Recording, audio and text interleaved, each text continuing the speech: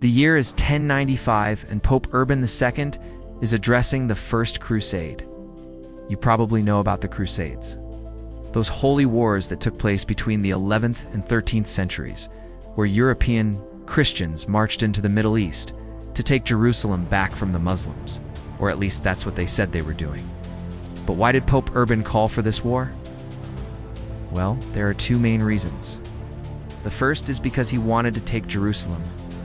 Now you're probably thinking, wait a minute, didn't they already have Jerusalem? They did, but after the successful siege of Antioch in 1098, the Crusaders had advanced into Asia Minor, present-day Turkey, and established a small kingdom there. But this kingdom was under constant threat from the attacking Seljuk Turks. And Pope Urban hoped that if he called for a crusade, he could raise the necessary manpower to not only help the beleaguered Christians in the east, but also to take the city of Jerusalem.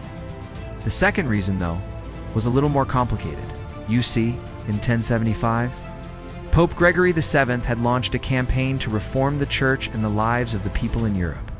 Now, while this was going pretty well, especially in France, where the new monastic orders of Cluny and Citeaux were winning over the people with their promises of a simpler life dedicated to God, things were not going well in Italy. In fact, the Italian nobles were openly defying the Pope and refusing to give him the money he asked for to support the church.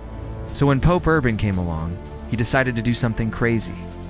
He appealed to the Italian sense of religion and nationalism by promising them a pilgrimage to the Holy Land. That's right, Urban promised his flock that if they went and fought in the east, he would grant them an indulgence, a pardon for their sins, which would allow them to go straight to heaven. And boy, did that work. The Italians went absolutely nuts for this idea.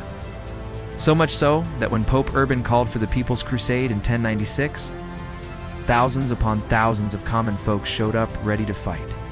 So there you have it. The real reason the Pope called for the Crusades was to get his hands on Jerusalem and to get the money that the Italian nobles owed him.